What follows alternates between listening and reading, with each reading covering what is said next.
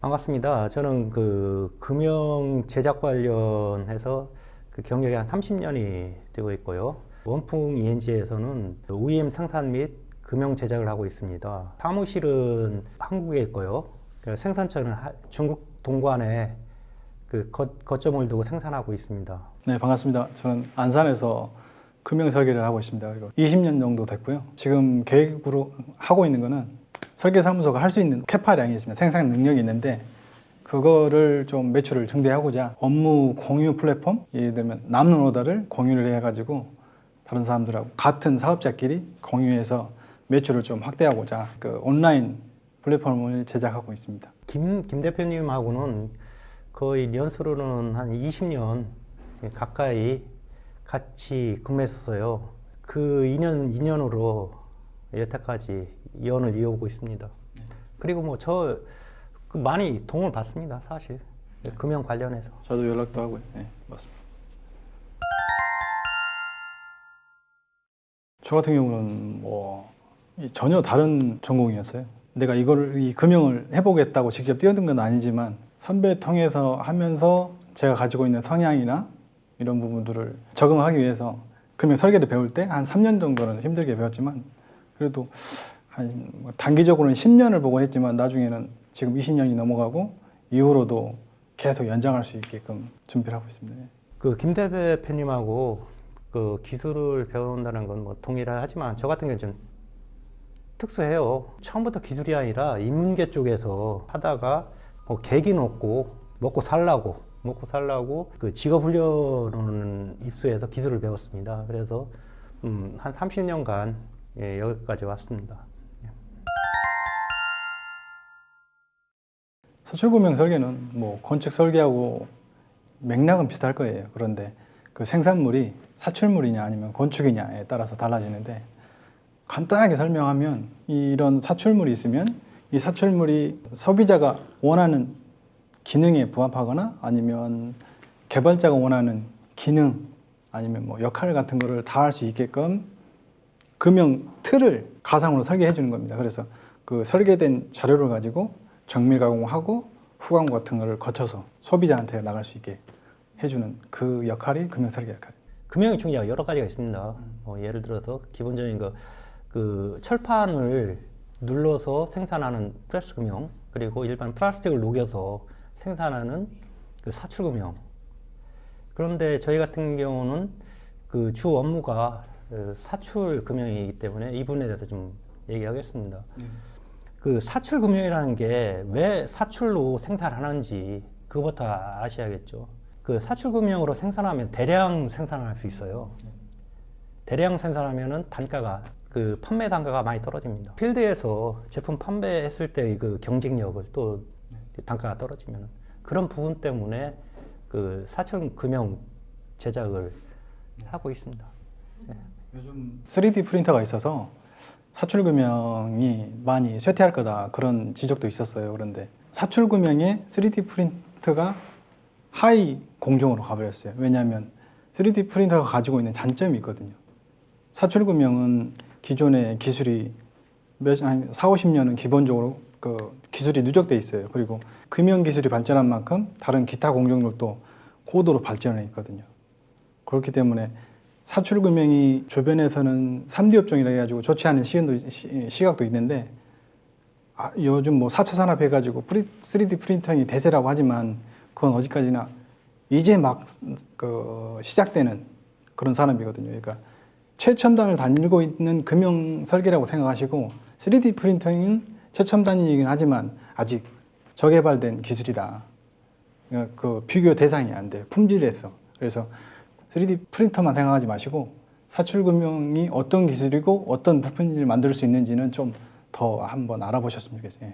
아무래도 실물을 잡고 만져보고 사출 금형으로 만들기 전에 시제품 3D로 목업을 한번 본 다음에 금형으로 직접적으로 들어가는 게 훨씬 더 뭐 디자인적으로나 아니면 느낌적으로도 그러니까 이 제품이 나한테 호감을 준다. 이 제품이 팔릴만한 제품인 것 같다. 이렇게 판단을 내리는데 중요한 그 도움은 되죠. 그래서 그리고 제가 조금 더 덧붙여서 말씀드리고 싶은 거는 현재 그 무거울에서 그 형업성이나 아니면 기능 테스트는 기술이 한 10년 전의 기술이고 현 시점에서는 시뮬레이션을 3D 모델링상에서 겹쳐보고 뉘어보고 기능 테스트가 된다고요.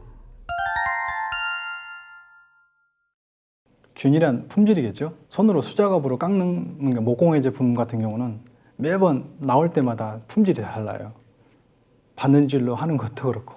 그런데 이 사출 금형으로 제작한 제품들은 제품이 거의 다 균일합니다. 단점이라면은 금형 틀을 제작하는데 상당한 그 단가가 올라가는 공정이 있어요. 왜냐하면 정밀기계에서 가공이 들어가야 되는데 그 부분들이 상당한 공정별로 고가의 비용이 들어가거든요.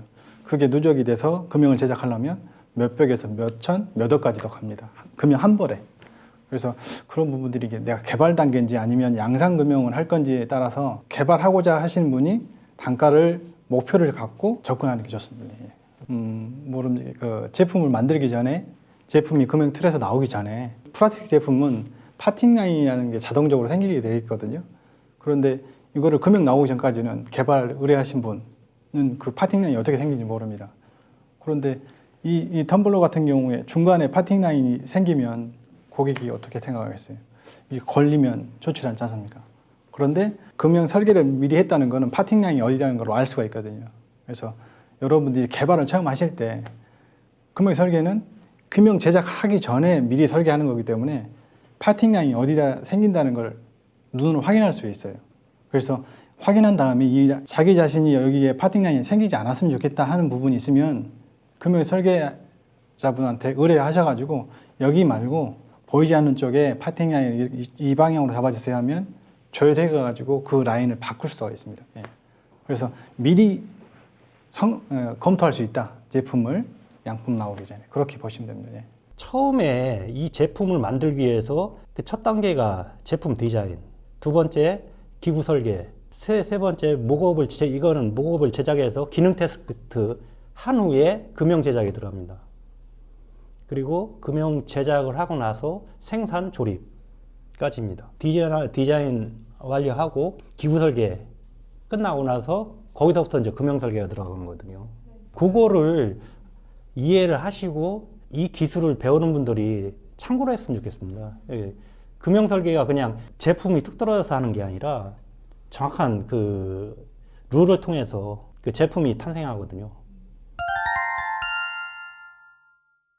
생산자가 가장 중요한 게 그 뭐니 해도 설계죠. 설계에서 문제가 생기면은 그 제작할 때도 문제 생기고 생산할 때도 문제 생기고 진짜 중요한 파트예요. 금형 설계랑 대신 설계가 좀 머리가 좀 아프죠. 그렇죠. 예. 설계자는 고객이 많아요. 처음에 개발하시는 분, 디자이너, 그다음에 뭐 금형 제작업체 다들 고객사예요. 그다음에 하물며 기타 구멍 뚫는 그 공정, NC하는 공정, 그 공정들이 요구하는 그 도면들을 만들어주는 게 제일 우수한 기술자거든요. 근데 그 부분을 어떻게 서로를 만족할 수 있게끔 조율하느냐, 그게 금형 설계 기술자의 노하우입니다. 금형 설계 그 기술자를 판단하는 거는 그 제작 비용을 금형 제작 비용을 얼마나 절감할 수 있는지. 예, 금형 제작체에 요청하는 그런 거죠. 그 부분이 가장 큰 기술력의 판단이죠. 나는 이런 제품을 만들고 싶은데 이 부분이 중요합니다. 그러면 그거를 처음 개발하는 아이디어 생산자분한테 제일 맞는 설계를 해주고 싶어요. 그런데 그렇게 하면 금형 제작처에서는 금형 돈이 훨씬 더 많이 들어가거든요. 그거를 조율하는 게 이게 조금 번거롭기도 하지만 제품이 잘 팔리면 기분은 좋아요. 설계 단가는 비싸지만 제품이 잘 나오고 시장에 돌아다니면 기분이 좀 남다릅니다. 저 같은 경우는 금형 설계를 주로 하고 기구 개발도 합니다. 예를 들면 개발자가 디자인을 주시면 그거를 사출물로 빼낼 수 있는 그 구조를 설계한 공정 가지고 대표님은 그거 이상으로 사출물이 나왔으면 여기다 회사 로고를 새긴다든가 아니면 라벨을 붙이다든가 이런 기타 후고 공정까지. 이 제품이 금형 설계가 나왔을 때 후 공정을 그 생산, 출하 전까지 책임을 지는 공정 과정입니다. 저희 그 금형 제작이라고 하면 이 그 무선 줄넘기거든요. 이 무선 줄넘기를 그 생산하려면 일단 이제 이쪽에서 제품에 대한 금형 설계가 저희한테 넘어와요. 넘어오면은 그에서 금형 제작을 하고 사출기에 올려서 생산을 합니다. 생산하고 나서 고객사들이 요청이 있습니다. 좀 그 김 대표님이 얘기를 했지만은 후광이라는 게 뭐 실크 인쇄한 도장, 분체 도장 여러 가지 방법이 많아요. 그 이제 요청에 따라서 후가공을 진행하고 그리고 그 포장까지 그 정확하게 포장을 해서 고객사에 납품을 합니다. 이게 생산까지가 뭐 쉽지는 않아요, 사실. 근데 설계만큼 좀 힘듭니다. 그 일단 생산 수량이 많으면은 정상적인 금형으로 해서 제작을 하고 수량이 1000개, 뭐 3000개 미만이면은 QDM 금형으로 진행을 하면은 좀 많이 저렴이 되죠. 여기서 이제 QDM이라는 거는 그 시작 금형이거든요. 시제품 위주로 하는 제작 방법이에요. 근데 대신 이제 제작 비용은 그 정상적인 금형가보다 한 30에서 40% 그 저렴하죠. 생산하는데도 1000개 미만으로. 네, 그렇죠. 네, 서출할 수 있죠. 네. 저희 그 고객사님들이 스타트업 고객사분들이 많기 때문에 일단 그 시장에 판로가 분명하잖아요. 그죠? 그러니까 일단 뭐 1000개나 2000개 그 시장에다가 판매를 하고 호응이 좋으면은 정상적인 금형 제작을 해서 그 생산을 하고 있습니다. 이런 식으로.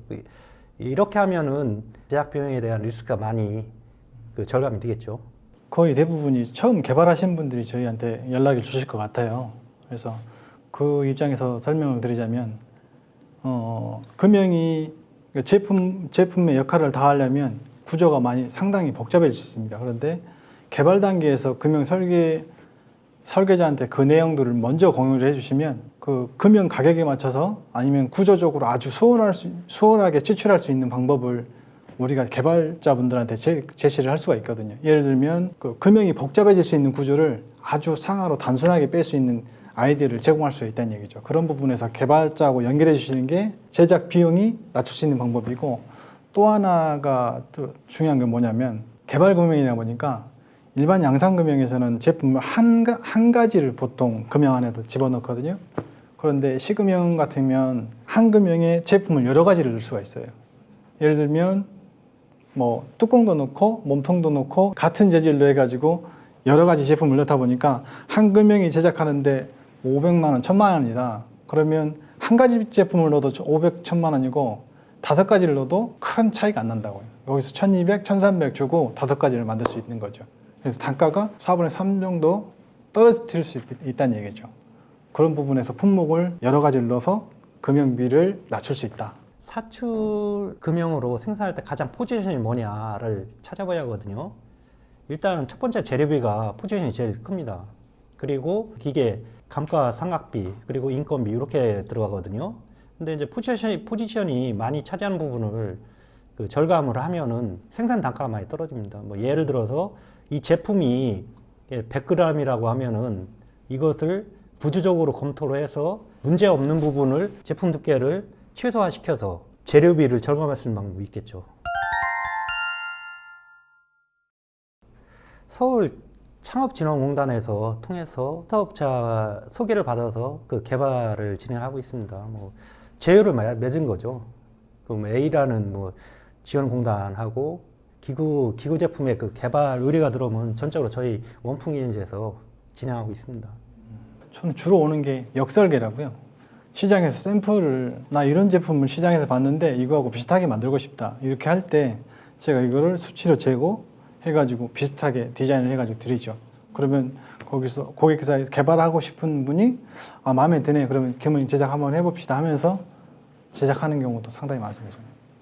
일단 저는 뭐 설계는 삼성이나 LG, 뭐 현대자동차 이 부품들을 많이 설계를 하긴 해요. 그런데 그분들이 직접적으로 오는 거는 극히 드뭅니다. LG하고도 저도 거래했는데 그렇게 많이 자주 온 건 아니고 그냥 일부 파트만 오다 보니까 요즘 들어서 계속 하는 거는 시장 제품, 예를 들면 욕실용품이라든가 자동차 용품이라든가 고객층이 다양하죠. 그 인터넷 관련 아니면 게임 그런 부분에서 많이 의뢰가 들어와요. 예를 들어서 뭐 그 핸드폰에서 게임했을 때 그 감각적인 부분 관련해서 그러니까 이제 예를 들어서 그 온라인 게임에서 막 총을 쏘는 경우 있잖아요. 그럼 예, 그렇죠. 그런 류의 제품들이 좀 개발을 많이 하시더라고. 요 근래 코로나 때문에도 예. 의료기 그쪽도 많고요. 저는 예전에 LG의 LCD 패널이 백라이트라고 있습니다. 그 부분이 예전에는 얇게만 갔었는데 그 부분을 조금 더 고가의 화소가 좀 높은 또 밝은 이런 걸 개발하고자 저희한테 의뢰가 왔는데 기존에 했던 거하고는 전혀 다른 구조로 왔더라고요. 그런데 그 구조가 거의 안 됐었는데 금형 구조는 뺄 수가 없었는데 계속 고민하다 보니까 그 부분에서 금형 구조에서 일반적으로 사용하지 않는 구조를 다른 기타 산업군에서 아이디어를 착안해서 금형으로 해결했던 부분이 보람도 있었고 재밌었습니다. 예. 이 무선 줄넘기 관련해서 처음에 이 개발자분이 저희한테 찾아왔어요. 뭐 무겁도 없었어요 그때는. 디자인 사진만 가져오셔서 저하고 미팅을 했죠. 예, 제가 직접적으로 말씀을 드렸어요. 개발 비용 얼마나 생각하십니까? 그랬더니 이분 얘기가 자기는 지금 현찰 한 2,400을 갖고 있다고 하더라고요. 이게 원래 제가 견적을 뽑았는데 4,800에서 5,000 정도 나와요. 그럼 그분들이 50%밖에 없잖아요, 돈이. 그럼 제가 검토를 하고 나서 그 전화를 드리겠다 하고서 일주일 뒤에 다시 만났어요. 만나갖고 그러면은 고객님이 50%밖에 없으니 그럼 제가 50%를 저기에 투자를 하겠다. 그래서 50대 50으로 가자. 그리고 대신 무선 줄넘기 그 판매권을 좀 일부 좀 줘라. 그럼 자체적으로 우리가 판매할 수 있게끔. 그래서 진행한 거예요. 근데 결론적으로는 그 판매가 안 돼서 안 좋은 경우죠, 이 경우는. 그래서 내가 느낀 게 있습니다. 그 개발 관련해서 주관적인 판단에서 개발을 시작하면 안 된다. 정말로. 이거는 망하는 제일의 지름길이다. 개발하는 분들은 절대 그 주관적인 판단에서 진행하지 마시고 마케팅, 최소한으로 자기가 이 개발비를 들어갔을 때 개발비를 회수할 수 있는 영업 능력을 가지고 개발하시라. 우리 국내 금융업체들을 좀 조사한 게 있었었는데 6,500회사 정도가 전국에 분포되어 있더라고요. 그래서 경기도가 거의 대부분을 차지하고 그 다음에 경상도권, 그 다음에 대구, 경북, 전라도 쪽 그리고 제주도나 강원도 쪽은 아직 드물고요. 그렇게 있는 상태입니다.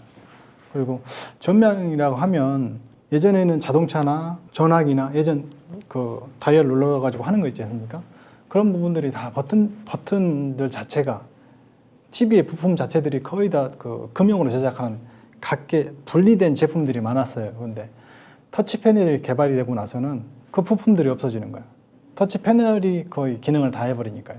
그래서 쇠퇴기를 걷다가 지금은 조금 더 전망이 있는 게 뭐냐면 그 헬스케어 쪽 기존에 없던 제품들이 새로 개발이 되고 또 한 가지는 그 자동차가 디젤 엔진에서 전기로 해가지고 구동하는 그 변화를 겪고 있지 않습니까? 그렇다 보니까 기존에 내연기관 기술을 가지고 있는 자동차 업체들만 금형을 개발하고 신제품을 내올 수 있었는데 지금은 디자인 기술만 좋으면 누구든지 할 수 있는 거죠.